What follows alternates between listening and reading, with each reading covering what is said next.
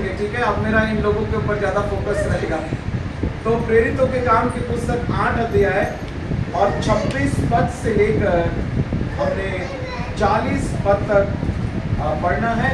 और मैं चाहूँगा कि ब्रदर मनीष जो है इस वचन को पढ़ने में हम सबकी अगुवाई करें। फिर प्रभु के एक स्वर्गदूत ने फिलिप्पुस से कहा, उठकर दक्षिण की ओर उस मार्ग पर जा जो यरूशलेम से अज्जा को जाता है और जंगल में है। वह उठकर चल दिया और देखो, कूश देश का एक मनुष्य आ रहा था जो खोजा और कूशियों की रानी कंदाके का मंत्री और खजांची था और भजन करने को यरूशलेम आया था। और वह अपने रथ पर बैठा हुआ था और यशाया भविष्यवक्ता की पुस्तक पढ़ता हुआ लौटा जा रहा था। तब आत्मा ने फिलिप्पुस से कहा, निकट जाकर इस रथ के साथ बोले। फिलिप्पुस ने उस ओर दौड़कर उसे यशाया भविष्यवक्ता की पुस्तक पढ़ते हुए सुना और पूछा कि जो तू पढ़ रहा है क्या उसे समझता भी है? उसने कहा, जब तक कोई मुझे ना समझाए तो मैं क्यों कर समझूं? और उसने फिलिप्पुस से विनती की कि चढ़कर मेरे पास बैठ। पवित्र शास्त्र का जो अध्याय वह पढ़ रहा था वह यह था कि वह भेड़ की नाई वध होने को पहुंचाया गया और जैसे मेमना अपने ऊन कुतरने वालों के सामने चुपचाप रहता है, वैसे ही उसने ही अपना मुंह ना खोला। उसकी दीनता में उसका न्याय होने नहीं पाया और उसके समय के लोगों का वर्णन कौन करेगा, क्योंकि पृथ्वी से उसका प्राण उठाया जाता है। इस पर खोजे ने फिलिप्पुस से पूछा, मैं तुझसे विनती करता हूँ, यह बता भविष्यवक्ता यह किस विषय में कहता है, अपने या किसी दूसरे के विषय में? तब फिलिप्पुस ने अपना मुंह खोला और इसी शास्त्र से आरंभ करके उसे यीशु का सुसमाचार सुनाया। मार्ग में चलते चलते वे किसी जल की जगह पहुंचे। तब खोजे ने कहा, देख यहाँ जल है, अब मुझे बपतिस्मा लेने में क्या रोक है? फिलिप्पुस ने कहा, यदि तू सारे मन से विश्वास करता है तो कह सकता है। उसने उत्तर दिया, मैं विश्वास करता हूँ कि यीशु मसीह परमेश्वर का पुत्र है। तब उसने रथ खड़ा करने की आज्ञा दी और फिलिप्पुस और खोजा दोनों जल में उतर पड़े और उसने उसे बपतिस्मा दिया। तब वे जल में से निकलकर ऊपर आए तो प्रभु का आत्मा फिलिप्पुस को उठा ले गया। सो खोजे ने उसे फिर ना देखा और वह आनंद करता हुआ अपने मार्ग पर चला गया। और फिलिप्पुस अश्दोद में आ निकला और जब तक कैसरिया में ना पहुंचा तब तक नगर नगर सुसमाचार सुनाता गया। आमीन।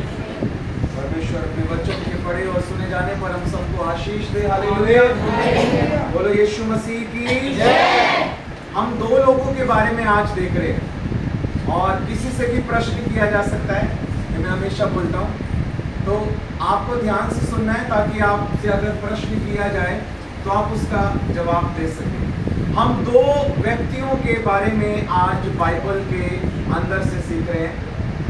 पहला है फिलिप्पुस और दूसरा है खोजा।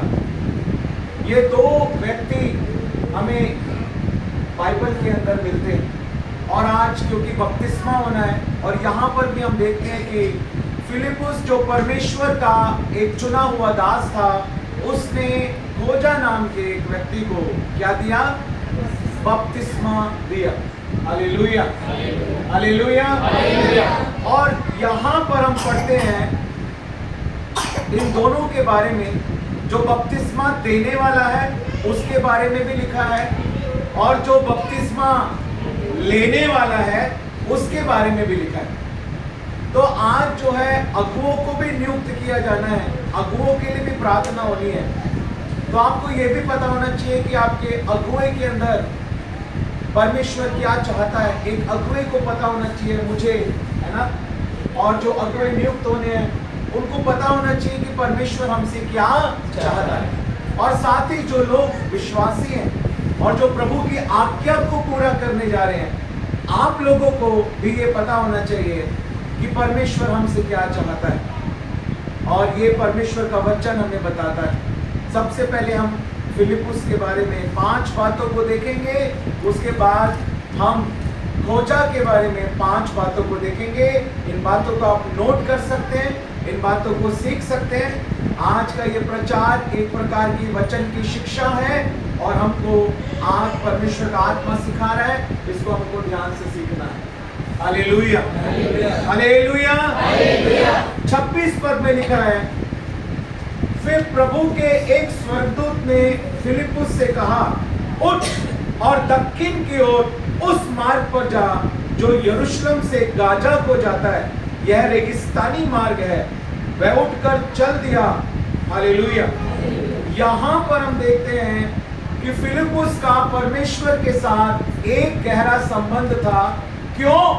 क्योंकि उसने परमेश्वर की आवाज को सुना। हालेलुया। जो सो रहे हैं बोलो हालेलुया। तो सोने वालों को क्या करना है? जागना है। जागना है। पहले जागेंगे तभी तो जगाएंगे। सोया हुआ क्या किसी सोए हुए को जगा सकता है? वो तो खुद ही सो रहा है, तो दूसरे को कैसे जगाएगा? सबसे पहले तो हमें जागना है ताकि हम दूसरे को क्या कर सकें? जगा सकें। जो जाग रहे हैं बोलो हालेलुया। बोलो हाथ उठा के हालेलुया। पहली बात जो परमेश्वर के एक सेवक के अंदर होनी चाहिए और हम सब के अंदर, क्योंकि हम सबको प्रभु ने सेवा के लिए बुलाया है। परमेश्वर मुझसे और आपसे क्या चाहता है कि हम परमेश्वर के साथ एक गहरा संबंध बनाएं। हालेलुया। ताकि हम परमेश्वर की आवाज को सुन पाएं। आज परमेश्वर हमसे बोलता है। लोग कहते हैं कि मैंने कभी परमेश्वर की आवाज को नहीं सुना। यहाँ कोई है जो ये कह सकता है कि मैंने परमेश्वर की आवाज को सुना है? वो अपना हाथ उठाए जिसने परमेश्वर की आवाज को डायरेक्ट सुना है। डायरेक्ट परमेश्वर ने आपसे बात की है, जैसे आप मेरी आवाज को सुन रहे हैं। क्या आपने ऐसे कभी परमेश्वर की आवाज को सुना है? एक व्यक्ति, 2 व्यक्ति यहाँ पर हैं, 3। Hallelujah, hallelujah. क्या परमेश्वर बोलता नहीं है? परमेश्वर बोलता है। जिसने हमको मुंह दिया है, जिसने हमें सांस दी है, जीवन दिया है, वो बोलने वाला परमेश्वर है। लेकिन आज हम उसकी आवाज को क्यों नहीं सुन पाते? क्यों? हाँ, हमें अपने आप को तैयार करना है। हालेलुया। एक सेवक को, मुझे और आपको अपने आप को तैयार करना है। भविष्यवक्ता जो है वो परमेश्वर की आवाज को सुनने वाला व्यक्ति होता है। एक सेवक परमेश्वर की आवाज को सुनने वाला व्यक्ति होता है। मैं डायरेक्ट परमेश्वर की आवाज को सुनता हूँ। बहुत सालों से मुझे इस बात का अनुभव है। कई बार जाने से कई स्थानों पर प्रभु ने मुझे रोका। कई बार प्रभु ने मुझे जाने के लिए कहा। कई कामों को करने से प्रभु ने मुझे रोका। मुझे दिन बताया, मुझे तारीख बताई कि तुझे इस दिन इस काम को करना है। परमेश्वर डायरेक्ट बोलता है, वो सीधा बात करता है। हाँ, वो अपने वचन के द्वारा भी बात करता है, वो अपने नबियों के द्वारा भी बात करता है, वो प्रार्थना में भी हमसे बात करता है, लेकिन वो सीधा भी हमसे बात करता है। हालेलुया। वो डायरेक्ट भी हमसे बात करता है। आज हमें अपने आप को जांचना है और अपने आप को तैयार करना है। जैसे मान लीजिए रेडियो FM है, 91 है, 93 है, 95 है, 97 है, 8 है, कोई भी है। आप जहां पर उसको ट्यून करोगे, उस FM के ऊपर जो चल रहा है वही आपको सुनाई देगा। अगर आपने 90 पर सेट किया है तो 90 पर जो बोला जा रहा है वो आप सुनो। 95 पर आपने सेट किया है तो जो 95 पर बोला जा रहा है वो आप सुनोगे। इसी प्रकार हमें अपने आप को ट्यून करना है परमेश्वर के साथ, ताकि हम परमेश्वर की आवाज को सुन पाए। हालेलुया, हालेलुया, हालेलुया, यीशु मसीह की। इसके लिए हमको अपने आप को तैयार करना है। फिलिपुस के अंदर ये बात थी कि उसने परमेश्वर की आवाज को, जो इस बात को दर्शाता है कि उसका परमेश्वर के साथ एक मजबूत और गहरा। प्रभु ने कहा तुम मुझसे अलग होकर कुछ भी नहीं कर सकते। हालेलुया। मैं दाखलता हूं और तुम। हालेलुया। हमें उसकी आवाज को सुनना है। मेरे वचन के द्वारा भी वो बात करता है, प्रार्थना में भी बात करता है, अपने सेवकों के द्वारा भी बात करता है, लेकिन वो हमसे सीधा बात करने वाला भी परमेश्वर है। हालेलुया।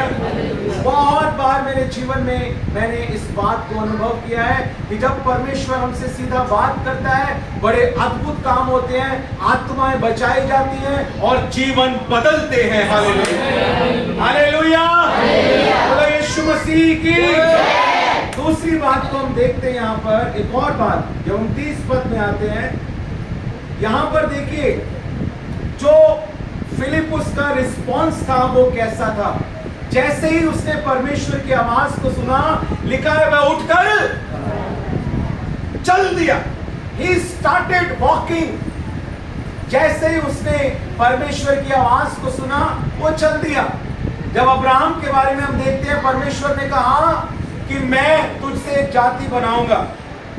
जब अब्राहम को परमेश्वर ने निकलने के लिए कहा, तो अब्राहम लिखा है परमेश्वर की आज्ञा के अनुसार चल दिया। हालेलुया, वो निकल गया। हालेलुया, हालेलुया, बोलो यीशु मसीह की। यहाँ पर एक बात को हमको देखना है कि यहाँ पर फिलिपुस जो था ना, मैं आपको बताना चाहता हूं, जब आप 8 अध्याय निकालेंगे, 8 अध्याय के 5 पद में देखिए वो कहां पर था। सामरिया में फिलिपुस जो है वो सुसमाचार को प्रचार कर रहा था। 8 अध्याय और उसके 5 पद में लिखा है, फिलिपुस सामरिया नगर में जाकर लोगों में मसीह का प्रचार करने लगा। और अगर आप इस बात को देखें, इस बात को समझें कि सामरिया में जब वो प्रचार कर रहा था, जिस समय वहां से जब परमेश्वर ने उसको जाने के लिए कहा कि यरूशलेम से वो मार्ग है ना, जो वो जा रहा है, वहां पर क्या करना है, तुझको जाना है।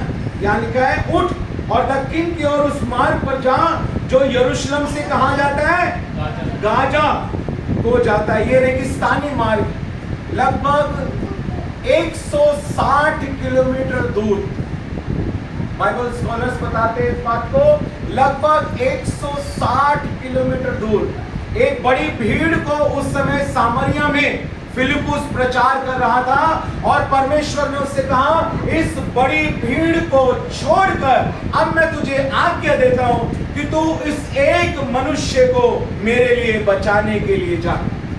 Hallelujah, hallelujah. और कितनी दूर? 160 किलोमीटर लगभग दूर। और फिलिपुस ने मना नहीं किया, कोई क्वेश्चन नहीं किया, और वो लिखा है उठकर चल दिया। हालेलुया। फिलिपुस हर जगह, हर परिस्थिति में परमेश्वर की सेवा करने के लिए तैयार था। वो बड़ी भीड़ को भी सुसमाचार सुनाने के लिए तैयार था और वो एक मनुष्य को भी सुसमाचार सुनाने के लिए तैयार था। Hallelujah, hallelujah.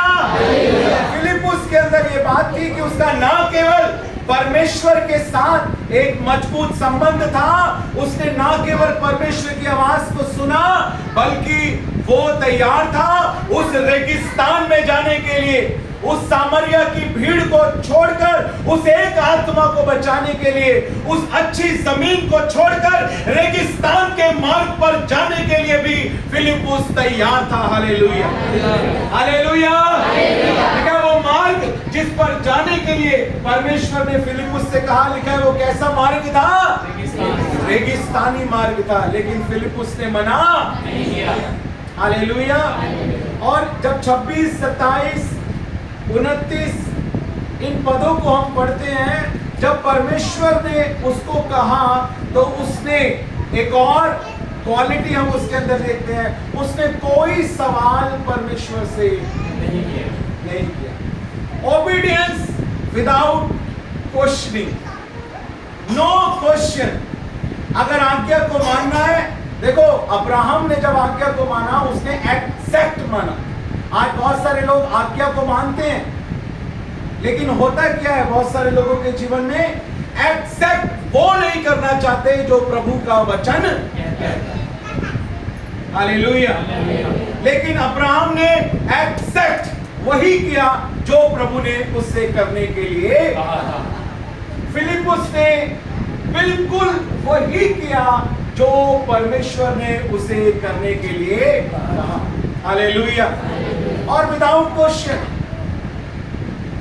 क्वेश्चन कोई सवाल जो है वहां पर फिलिपुस ने परमेश्वर से नहीं किया। और 30 पद से लेके 35 पद तक जब हम पढ़ते हैं यहाँ पर, तो देखिए यहाँ पर बहुत मुख्य बात जो है वो हमको मिलती है कि फिलिपुस जो था वो परमेश्वर के वचन का ज्ञान रखता था। वो एक ऐसा सेवक था, उसका परमेश्वर के साथ एक गहरा संबंध था। वो हर जगह जाने के लिए तैयार था। वो आज्ञा को उसने माना और कोई सवाल परमेश्वर से नहीं किया। और चौथी बात, वो वचन का ज्ञानी था। Hallelujah, hallelujah. आवाज नहीं आ रही मुझे। और अच्छा हो सकता है। पहली बात क्या बताई मैंने आपको, बताओ पहली बात क्या थी फिलिपुस में? हाँ, उसका परमेश्वर के साथ गहरा संबंध था। पहली बात क्या? किसके साथ? फिलिपुस का परमेश्वर के साथ एक गहरा संबंध था। दूसरी बात बताइए। सवाल नहीं करना। दूसरी बात, वो हर जगह हर परिस्थिति में परमेश्वर की सेवा करने के लिए तैयार था। वो हर जगह जाने के लिए तैयार था। Hallelujah, hallelujah, hallelujah. दूसरी बात क्या? फिलिपुस हर जगह जाने के लिए तैयार था। तीसरी बात, सारी आज्ञा को मानने तैयार था। उसने बिना सवाल किए परमेश्वर की हर आज्ञा को माना। हालेलुया। फिलिपुस के अंदर तीसरी बात क्या थी? उसने बिना सवाल किए परमेश्वर की सारी आज्ञाओं को। और चौथी बात, वो वचन का उसको ज्ञान था। वचन का उसको ज्ञान था। हम इस बात को परमेश्वर के वचन में देखते हैं। और देखिए, मैं आपको इस बात को समझाना चाहता हूं। फिलिपुस जो था ना, उसको ना केवल एक वचन का ज्ञान था, बल्कि उसको पूरे पवित्र शास्त्र का ज्ञान था। बोलो, पूरे पवित्र शास्त्र का। मैंने कई बार पूछा है, कई बार आपको बताया है, बाइबल में कितने वचन है? जिसको पता है वो हाथ उठाएगा। बहुत बार बता चुका हूं मैं पहले, चौथी बार आया हूं। अब बाइबल में टोटल कितने वचन है? किसी को पता है तो हाथ उठाओ।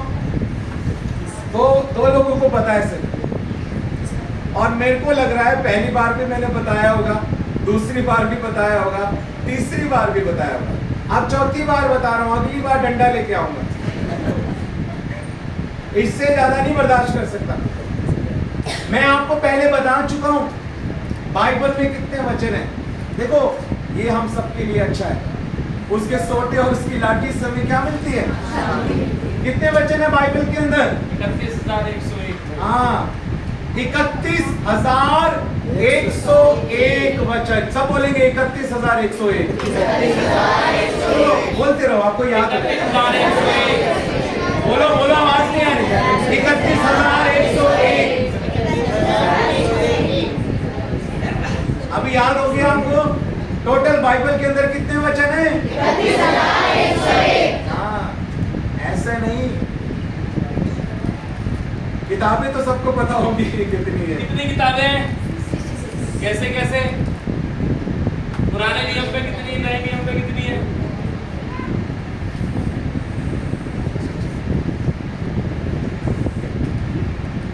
39, 27, 39 ओल्ड टेस्टमेंट में 29 न्यू टेस्टमेंट और 1189 चैप्टर्स है पूरी बाइबल के अंदर।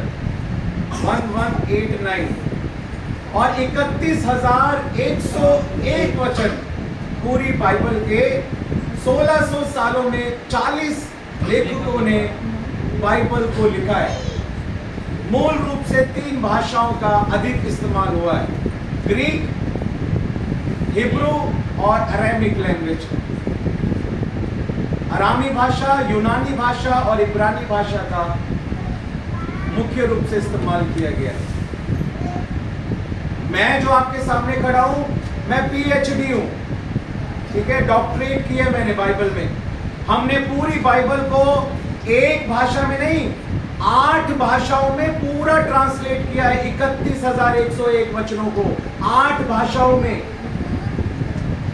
एक किताब को नहीं, 66 किताबों को, 31,101 वचनों को 8 भाषाओं से ट्रांसलेट किया है, 8 लैंग्वेज से। हालेलुया। कितनी आशीष की बात है कि आप एक ऐसे व्यक्ति के द्वारा वचन को सुन रहे हो जिसे वचन का ज्ञान है। हालेलुया। हम इस बात पर घमंड करते हैं कि हम उसे जानते और समझते हैं। हालेलुया। जानना एक बात है और समझना है। फिलिपुस के अंदर ये खास बात थी, वो ना केवल परमेश्वर को जानता था बल्कि वो परमेश्वर को समझता था। हालेलुया। उसे एक वचन का सिर्फ ज्ञान नहीं था, उसने वो क्या पढ़ रहा था, यहां देखो, वो क्या पढ़ रहा था, यशायाह नबी की पुस्तक पढ़ रहा था, है ना। और कौन से अध्याय में से पढ़ रहा था? यशायाह नबी की पुस्तक के कौन से अध्याय में से पढ़ रहा था? 53 अध्याय में से। हालेलुया। और फिलिपुस को केवल पुराने नियम का ज्ञान नहीं था। फिलिपुस जो है वो इस बात को जानता था कि यशायाह नबी के द्वारा जो भविष्यवाणी की गई वो प्रभु यीशु मसीह ने पूरी की। हालेलुया। वो ही परमेश्वर का मेमना यीशु मसीह जो हम सब के लिए क्या हुआ, कुर्बान हुआ, वो हमारे लिए वध किया गया, हमारे लिए यीशु मसीह ने अपने बलिदान को दिया। इस बात को फिलिपुस क्या था, वो इस बात को जानता था। हालेलुया। वो कॉन्टेक्स्ट को जानता था। किसको जानता था? कॉन्टेक्स्ट। कॉन्टेक्स्ट का मतलब वो संदर्भ को जानता था। वो इस बात को जानता था कि यहां पर यीशु मसीह के बारे में बात की जा रही है। हालेलुया। क्योंकि वो जानता था, इसीलिए फिलिपुस ने उस बात को खोजा को समझाया, वो उसको समझा पाया क्योंकि उसे वचन का ज्ञान था। आज हमें इस बात को देखना है, क्या हमारा विश्वास सिर्फ बाइबल में लिखी कुछ बातों के ऊपर है या हमारा विश्वास पूरी बाइबल के ऊपर है? देखो, इस बात को मैंने आपको पहले भी समझाया और इस बात को मैं बड़े आदर के साथ आपको फिर से हाथ जोड़कर समझा रहा हूं कि कभी भी आप बाइबल के केवल एक वचन और एक भाग के ऊपर केवल विश्वास मत करो।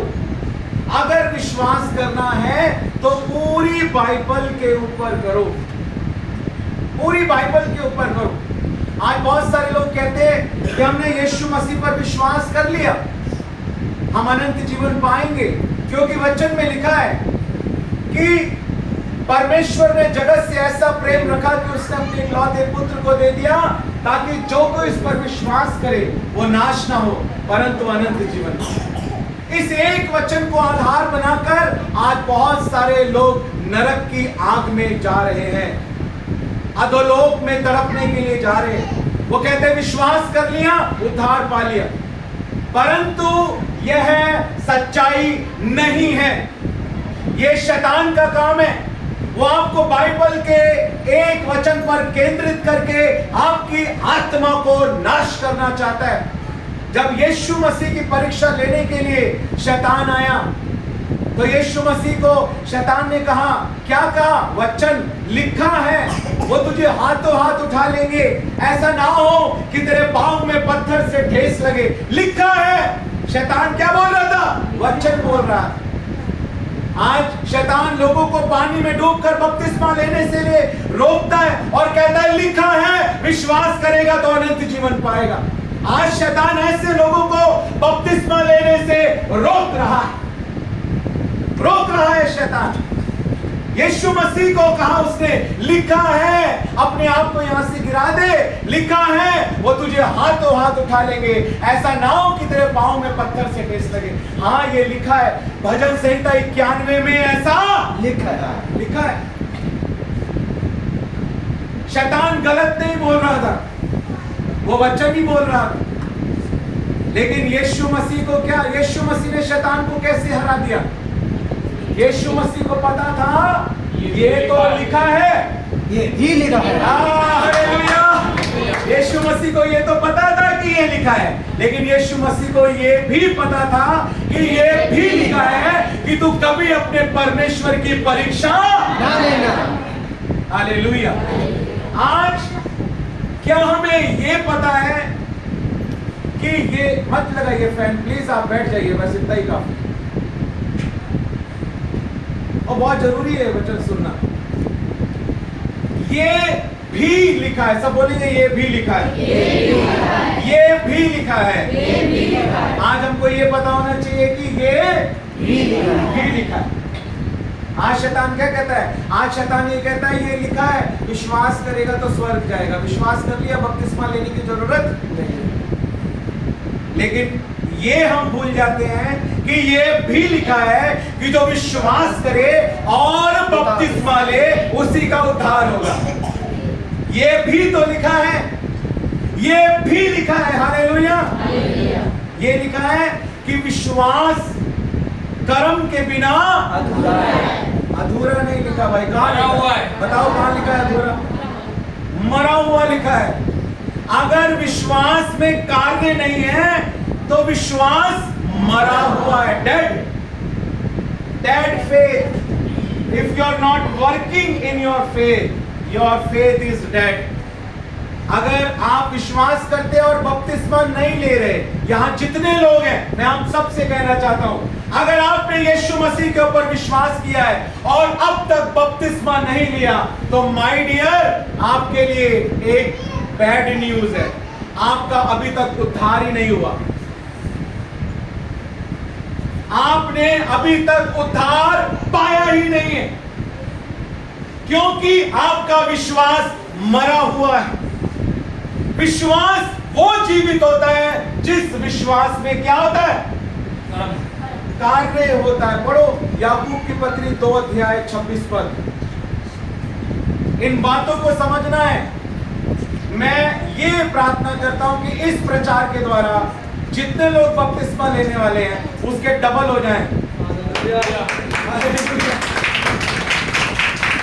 इन बातों को सीखने के बाद आज ही फिलिपुस ने तभी खोजा को समझाया और तभी उसको बपतिस्मा दे दिया तुरंत। हालेलुया।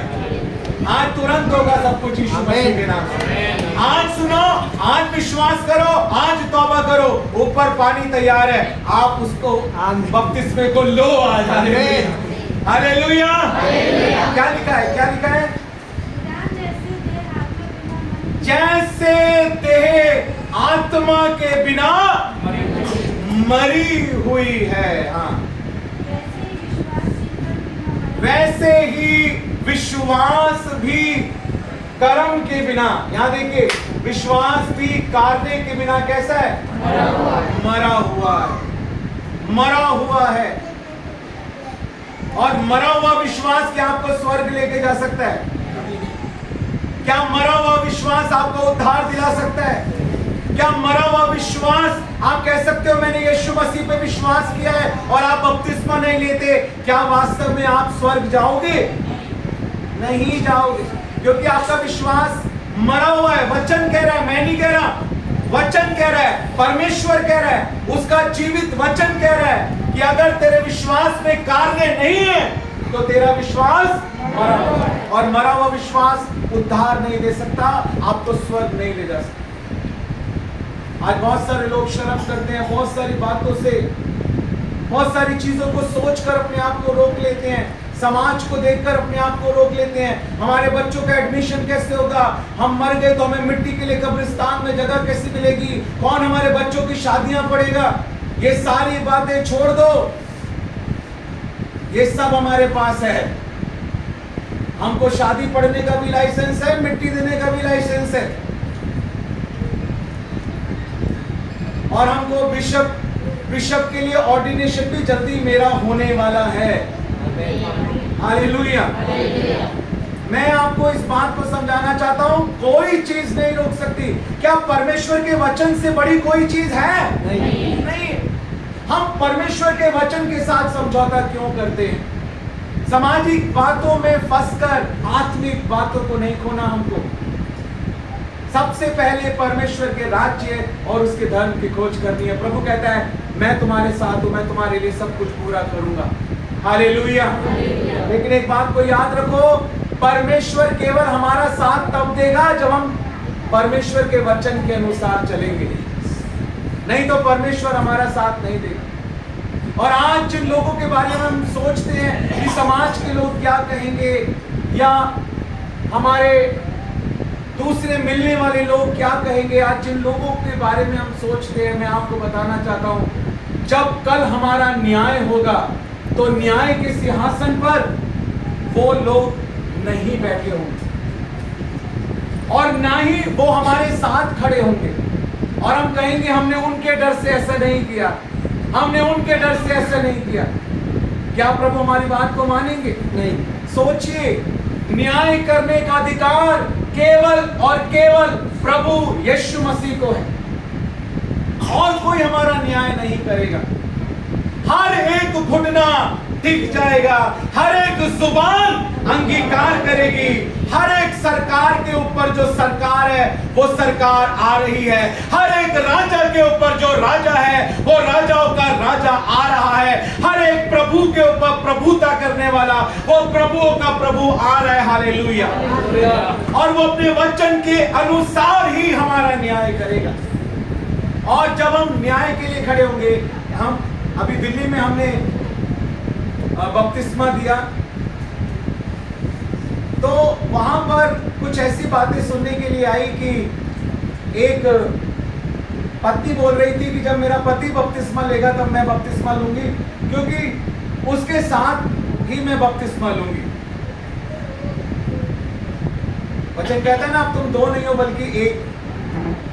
तो शैतान ऐसे ही काम करता है, एक वचन को लेके आता है और आशीष को क्या करना चाहता है?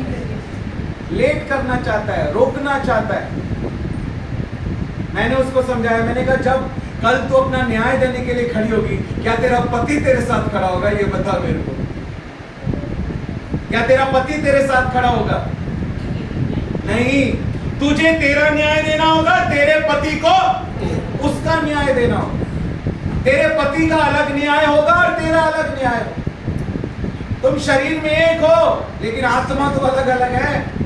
हर एक आत्मा अपना न्याय अलग अलग देगी, हर एक को उसके काम के अनुसार बदला देने के लिए लिखा है। हर एक को उसके काम के अनुसार बदला देने के लिए प्रतिफल किसके पास है? परमेश्वर के पास। Hallelujah, hallelujah. इस बात को हमको समझना है। और फिलिपुस को इस बात का ज्ञान था, उसको केवल एक वचन का ज्ञान नहीं था, उसको पूरे सुसमाचार का ज्ञान था।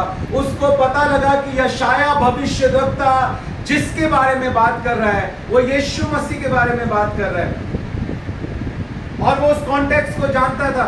वो एक वचन को जानने वाला नहीं था, वो पूरी बाइबल का ज्ञान रखने वाला था, वो पूरी बाइबल को समझने वाला था। हालेलुया। और जब आप 6 अध्याय के 5 पद को पढ़ते हैं तो वहां पर एक बात लिखी है। 6 अध्याय में जब हम देखते हैं, तीसरे पद में देखिए, 7 सुनाम पुरुषों को, कैसे नाम वाले पुरुषों को? सुनाम मतलब जिनका नाम जो है वो अच्छा हो, जिनका नाम अच्छा हो, जिनकी गवाही अच्छी हो। क्या पता लगता है हमें कि एक सेवक को, किसको सेवक होना चाहिए? जिसकी गवाही जो है वो अच्छी है।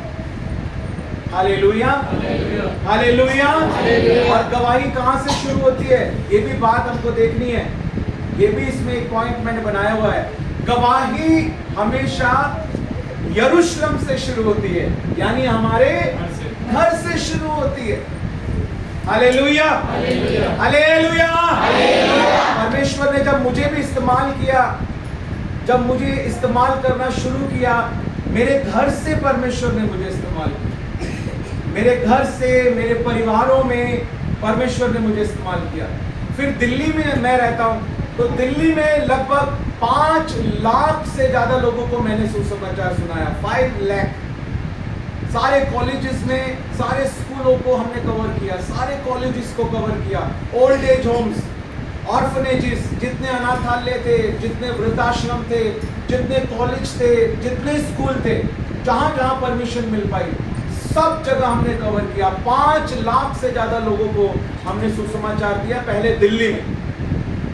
फिर जब दिल्ली से बाहर निकले, फिर राज्य राज्य में जाना शुरू किया।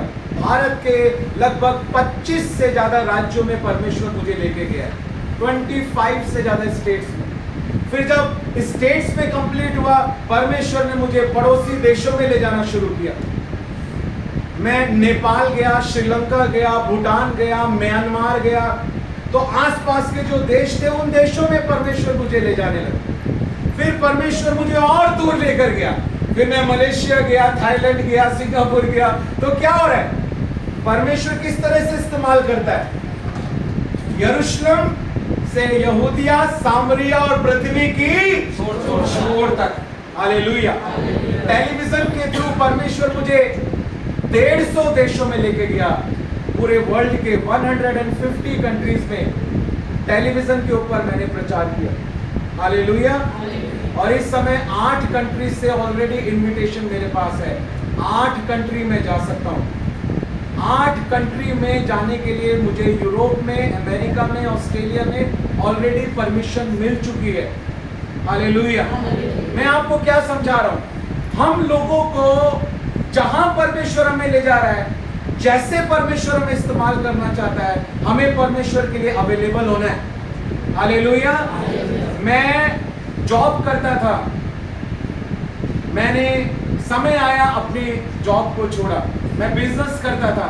जो बिजनेस मैं करता था, जिस काउंटर के ऊपर मैं बैठता था, इतना पैसा हमारे पास आता था, मैं आपको बताना चाहता हूँ, जेबों में हम रख के नहीं ला पाते थे। शाम इस जेब में अगर गड्डियां डालोगे, यहाँ डालोगे, यहाँ भरोगे, नहीं आएंगे। वो इतने पैसे होते थे कि बैग में डेली डाल के लाने पड़ते थे। हमारा बहुत बड़ा इंस्टीट्यूट था, प्रोग्रामिंग का, सॉफ्टवेयर इंजीनियरिंग का, बहुत सारे बच्चे आते थे। हजारों में उनकी फीस होती थी, डेली फीस आती थी, डेली एक लेक्चर के पैसे आते थे, हर तरह की प्रिपरेशन वहां पर होती थी। इतना अच्छा बिजनेस था। जेबों में भर के नहीं ला पाते थे, हम बैग में भर के लेके आते थे पैसे। हालेलुया। बैग के अंदर भर के लाते थे। इतना अच्छा बिजनेस था। लेकिन एक समय आया जब परमेश्वर ने कहा, अब तुझे मेरी सेवा। Hallelujah, hallelujah, hallelujah. मेरे जीवन की गवाही है। आप मेरे परिवार से पूछ सकते हैं, मेरी पत्नी से पूछ सकते हैं, मेरे माता पिता से पूछ सकते हैं, कैसे परमेश्वर ने मुझे इस्तेमाल किया, कैसे मैं प्रभु के लिए इस्तेमाल हुआ, कैसे मैंने अपने आप को समर्पित किया। मैंने इस बात को समझ लिया कि परमेश्वर की सेवा से बड़ा सुख इस संसार में नहीं है। Hallelujah, hallelujah. पैसा अच्छी बात है, धन यहोवा की आशीष से हमें मिलता है। हालेलुया। लेकिन हमारा पहला उद्देश्य क्या होना चाहिए? हमारा पहला उद्देश्य है अपने प्रभु की सेवा करना। Hallelujah, hallelujah. परमेश्वर का हम धन्यवाद करते हैं। फिलिप्पुस के अंदर ये बात थी। यहाँ पर लिखा है 6 अध्याय के 3 पद में लिखा है, हे भाइयों, अपने में से 7 सुनाम पुरुषों को, कैसे पुरुष? जो पवित्र आत्मा और बुद्धि से परिपूर्ण हो, उनको चुन लो। और जिन लोगों को चुना गया उनके नाम देखिए, यहाँ पर नीचे लिखे हैं 5 पद में, कि वहां पर जो है फिलिप्पुस भी उन लोगों में से एक था, है ना। वहां पर लिखा है फिलिप्पुस भी उन 7 लोगों में से एक था। और इसके साथ साथ फिलिप्पुस जो था, वो जो कलीसिया थी उसका डीकन था। डीकन जानते हैं आप? रेवरेंड। जैसे मेरे नाम के आगे डॉक्टर और रेफरेंट दोनों लगता है, क्योंकि मैंने डॉक्टरेट की है, पीएचडी, तो डॉक्टर लगता है मेरे नाम के आगे। मेरे को रेफरेंट का लाइसेंस मिला है, गवर्नमेंट से शादी पढ़ने का लाइसेंस मिला है, तो मेरे नाम के आगे रेफरेंट भी लगता है। तो ऐसे जो फिलिपुस था वो भी क्या था, वो भी क्या था, रेफरेंट था। हालेलुया। तो ये पोजीशंस होती हैं। उसके बाद जो बिशप होता है उसके अंडर में कम से कम 50 पास्टर्स जो है वो होने चाहिए, तब उसको एक बिशप की पोजीशन जो है मिलती है, अगर उसके अंडर 50 है। खैर मेरे तो 150 से ज्यादा है, मैं जब चाहूं तब बिशप, मेरे पास आया भी था कॉल, लेकिन मैंने मना कर दिया। मैंने कहा जब ऊपर से कॉल आएगा तब लूंगा, अभी मुझे इसकी कोई जरूरत नहीं। हालेलुया, हालेलुया, बोलो प्रभु यीशु मसीह की जय। देखिए मैं क्या बात आपको समझाना चाहता हूँ, जो फिलिपुस था ना वो एक डीकन था, एक रेवरेंट था, वो प्रभु की सेवा करने वाला एक व्यक्ति था। लिखा है वो सुसमाचार प्रचार करने वाला व्यक्ति था, इवेंजलिस्टिक कॉलिंग थी उसकी। जो 5 कॉलिंग हम देखते हैं, apostolic calling, prophetic calling, evangelistic calling, pastoral calling, teacher calling, ये जो 5 मेजर कॉलिंग है। इफिसियों की पत्री 4 अध्याय के 11 और 12 पद में लिखा है कि परमेश्वर ने कुछ को प्रेरित होने के लिए, कुछ को भविष्यद्वक्ता होने के लिए, कुछ को सुसमाचार प्रचारक होने के लिए, कुछ को चरवाहे होने के लिए, कुछ को रखवाले और कुछ को उपदेशक होने के लिए परमेश्वर ने चुना है और बुलाया है। हालेलुया। तो ये सारी कॉलिंग उसकी लाइफ के अंदर हम देखते हैं, और वो अपनी कॉलिंग के प्रति क्या था, वफादार था। वो सुसमाचार सुनाने वाला व्यक्ति था। हालेलुया। और उसकी गवाही कहां से शुरू हुई थी, यरूशलेम से, उसके घर से। उसके घर की क्या गवाही थी, देखो पढ़ो प्रेरितों के काम की पुस्तक 21 अध्याय और उसके 8 और 9 पद में उसकी बेटियों के बारे में लिखा है। कोई जानता है इसको?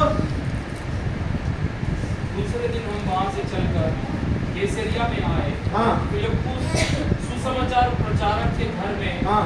जो 7 में से उन्हीं 7 लोगों में से जिनको चुना गया सेवकाई के लिए, जाकर उसके यहाँ रहा। हाँ। उसकी 4 कुंवारी पुत्रियां थीं। उसकी 4 कुंवारी पुत्रियां थीं। पुत्रियां।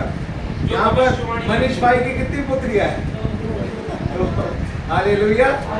वहां पर जो वो अगुवा था, जो प्रभु का सेवक था, लिखा है उसकी 4 क्या थी, पुत्रियां थी। और उनकी क्या कॉलिंग थी, देखो क्या लिखा है, भविष्यवाणी करती थी। वो भविष्यवाणी करती थी। हालेलुया, हालेलुया, बोलो यीशु मसीह की। क्या लिखा है परमेश्वर के वचन में, योएल नबी की पुस्तक 2 अध्याय 28 पद में, अंत के दिनों में ऐसा होगा कि मैं अपना आत्मा सब मनुष्य के ऊपर उंडेलूंगा। तुम्हारे बेटे और बेटियां भविष्यवाणी करेंगी। हालेलुया। जवान दर्शन देखेंगे, पुरनिये सपन देखेंगे। हालेलुया। और प्रेरितों के काम की पुस्तक के 2 अध्याय के 17 पद में हम देखते हैं कि ये भविष्यवाणी पूरी हुई। पवित्र आत्मा उतरा और पतरस ने जब भाषण दिया, पतरस ने इस बात को बोला कि ये वही बात है जो योएल नबी ने कही थी। आज तुम उस बात को पूरा होते हुए देखते हो। हालेलुया। और आज मैं इस जगह के लिए ये प्रोफेटिक वर्ड्स बोलता हूं कि आज हम इन भविष्यवाणी के वचनों को इस घर में, इस मंडली में पूरा होते हुए देखेंगे। आपके जीवन में, आपके लोगों में, हालेलुया, आपके परिवार में, आपके बच्चों में, हालेलुया, हालेलुया। बेटे और बेटियों को परमेश्वर इस्तेमाल करना चाहता है, जवानों को परमेश्वर इस्तेमाल करना चाहता है, यहाँ तक कि जो बुजुर्ग हैं उनको भी परमेश्वर इस्तेमाल करना चाहता है। प्रभु कहता है बेटे और बेटियों के लिए भी मेरे पास कुछ है, जवानों के लिए भी मेरे पास कुछ है, और बुजुर्गों के लिए भी मेरे पास कुछ है। हर एक के लिए मेरे पास एक सेवा है। Hallelujah, hallelujah. आज अंकल इस उम्र में क्या एज है आपकी? 75। हालेलुया। जब अब्राहम को परमेश्वर ने बुलाया वो 75 साल का था। हालेलुया। जब अब्राहम को परमेश्वर ने बुलाया वो 75 साल का था, अंकल की एज 75 है। आज अंकल ने ये निर्णय लिया है कि उन्हें पानी में डूबकर बपतिस्मा लेना है। Hallelujah, hallelujah, hallelujah. बोलो यीशु मसीह की। सच में मेरे प्रियो, हमारी गवाही हमारे परिवार से शुरू होती है। अब हम दूसरी तरफ आ जाएंगे। अब हम खोजा के बारे में सीखेंगे। आज वचन ज्यादा है आपके लिए, इसलिए बहुत इत्मीनान से मैं जल्दी खत्म करूंगा, लेकिन मैं चाहता हूं कि आप इन बातों को ध्यान रखें। फिलिपुस का परमेश्वर के साथ एक गहरा संबंध था। फिलिपुस हर जगह परमेश्वर की सेवा करने के लिए, जाने के लिए तैयार था। उसने बिना सवाल किए परमेश्वर की आज्ञा को माना और उसे परमेश्वर के वचन का अच्छा ज्ञान था।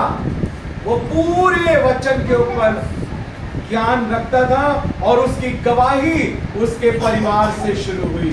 उसकी 4 बेटियां थी और चारों की चारों प्रॉफिट थी, भविष्यद्वक्ता थी जो भविष्यवाणियां करती थी। Hallelujah, hallelujah. अब दूसरी तरफ आ जाते हैं हम। अब हम इथोपियन के